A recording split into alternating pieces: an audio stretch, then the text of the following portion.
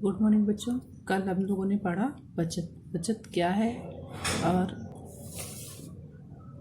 बचत और संचय में क्या अंतर है।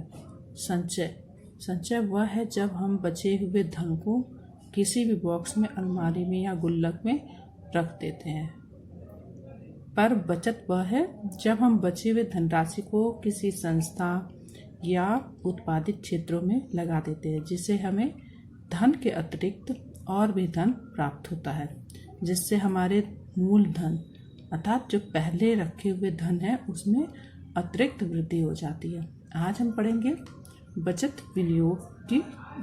इसे बचत विनियोग की क्या आवश्यकता है। बचत विनियोग की आवश्यकता दो प्रकार से है। पहला है सुरक्षा की दृष्टि से।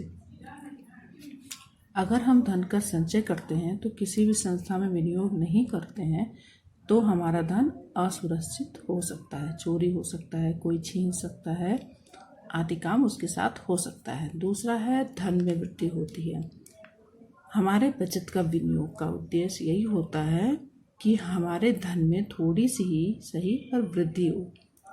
पर अगर हम धन को संचय करके रखते हैं तो धन में किसी प्रकार की वृद्धि नहीं होगी। अब पढ़ते हैं बचत की महत्व और आवश्यकता। बचत की क्या महत्व है, क्यों आवश्यक है बचत हमारे लिए। पहला है बचत का सीधा संबंध हमारे भविष्य से होता है। कोई नहीं जानता है कि भविष्य में कौन से परिवार के सामने कौन सी आवश्यकताएं बड़ी बनकर आ जाएं। उदाहरण के लिए भविष्य में कोई गंभीर समस्या जैसे दुर्घटना आदि घटित हो जाने पर ऐसे में उपचार एवं चिकित्सा संबंधी आवश्यकताओं को पूर्ति करने के लिए आर्थिक कमी का सामना करना पड़ सकता है। इसके अलावा व्यक्ति अपने भविष्य के लिए कुछ योजनाएं भी बनाता है, जैसे उत्तम घर, मोटर कार, बच्चों की उचित शिक्षा, विवाह आदि। इन भावी योजनाओं को पूरा करने के लिए धन की आवश्यकता पड़ती है। अतः इन तथ्यों को ध्यान में रखते हुए नियमित रूप से बचत करने की आदत पर ध्यान देना चाहिए। ये निम्नलिखित प्रकार से हमें लाभ पहुंचाते हैं। पहला है भावी व्ययों में होने वाली वृद्धि की पूर्ति में सहायक।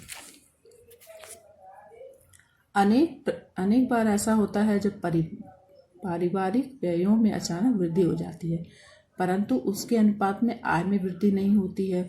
इस स्थिति में आय व्यवस्था को सुचारू रूप से बनाए रखने के लिए अतिरिक्त धन व्यय करना पड़ता है। यह तभी संभव है जब पहले से कुछ धन बचाकर हम लोग रख दें। दूसरा है पारिवारिक आय घट जाने पर। अनेक बार अचानक आय में कमी हो जाती है, जैसे व्यापार में घाटा हो जाना, मुखिया की नौकरी छूट जाना, मौसमी बेरोजगारी, जो शादी ब्याह में काम करने वाले लोग हैं उस टाइप की बेरोजगारी मौसमी बेरोजगारी के अंतर्गत आती है।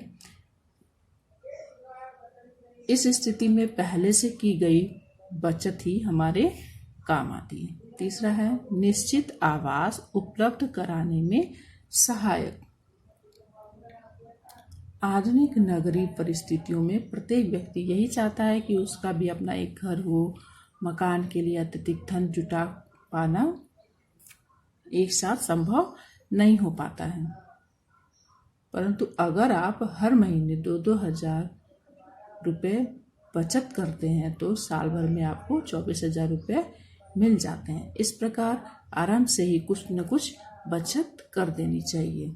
चौथा है निश्चित विभिन्न सुविधाएं उपलब्ध कराने के सहायक। आधुनिक युग में नए नए उपकरण एवं साधन उपलब्ध हैं जो पारिवारिक जीवन को अधिक से अधिक सुविधाजनक एवं आरामदायक बनाने में सहायक सिद्ध हो रहे हैं।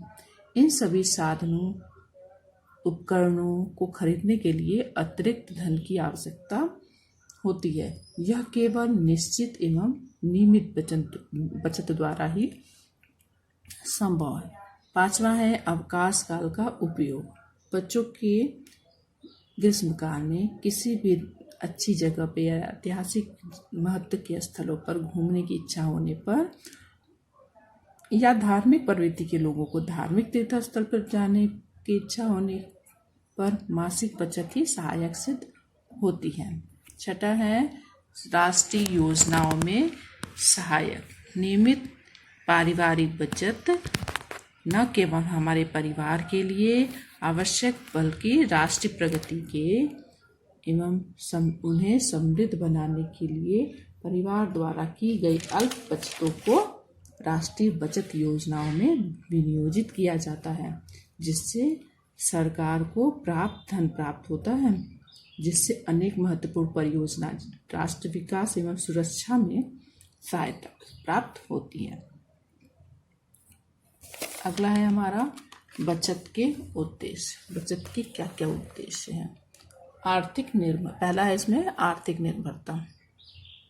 वृद्धावस्था में मानव की शारीरिक शक्ति कम हो जाने के कारण कार्य क्षमता में कमी आ जाती है। ऐसी स्थिति में बचत वरदान सिद्ध होती है। मनुष्य को अपनी संतान के अधीन रहने की आवश्यकता नहीं पड़ती। आर्थिक संरक्षण। दूसरा है आर्थिक संरक्षण।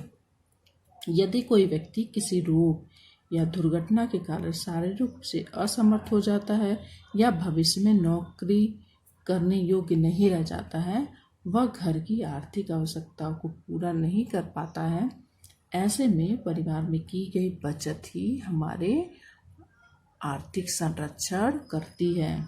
तीसरा है अकारण आय का बंद होना। कभी कभी व्यक्ति की नौकरी छूट जाने के कारण, व्यापार में घाटा हो जाने के कारण या फिर कभी कभी वेतन रुक जाने पर या मृत्यु हो जाने पर परिवार की आय का स्रोत बंद हो जाता है। ऐसे में पहले से की गई बचत ही हमारे काम आती है। चौथा है भविष्य की आवश्यकताओं की पूर्ति। बचत हमारे भविष्य की कुछ ऐसी आवश्यकताएं हैं जिसकी पूर्ति के लिए सहायक होता है। जैसे इसमें पहला है बच्चों की उच्च शिक्षा के लिए, बच्चों के विवाह के लिए, मकान जमीन आदि खरीदने के लिए, रेडियो टीवी फ्रिज आदि उपकरण खरीदने के लिए, भविष्य में यात्रा करने के लिए, सामाजिक प्रतिष्ठा बनाए रखने के लिए। ये भविष्य की सारी आवश्यकताओं की पूर्ति के लिए पहले से की गई ही बचत हमारे काम आती है। अब बचत के कितने प्रकार हैं? पहला है ऐच्छिक बचत और दूसरा है अनिवार्य बचत या अनैच्छिक बचत। बचत दो प्रकार के होते हैं। ऐच्छिक बचत पहला है, इसमें ऐच्छिक बचत ऐसी बचत जिसकी हमें इच्छा हो या फिर जो हम अपनी इच्छा के अनुसार करते हैं, ऐच्छिक बचत कहलाते हैं।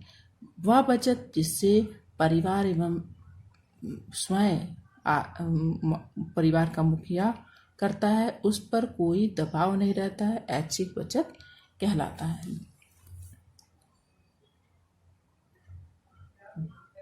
जब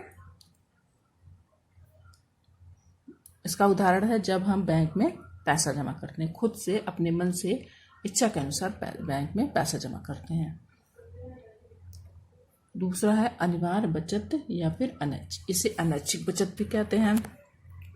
वह बचत जिसे किसी के दबाव में आकर करना आवश्यक होता है, जैसे एक सरकारी नौकरी करने वाले व्यक्ति पर सरकार की अनिवार्य बचत योजना लागू होती है। सामान्य रूप से प्रत्येक नौकरी पेशा व्यक्ति को भविष्य निधि योजना या अनिवार्य बीमा योजना के अंतर्गत कुछ बचत अनिवार्य रूप से करनी पड़ती है। यह अनैच्छिक बचत के अंतर्गत आता है।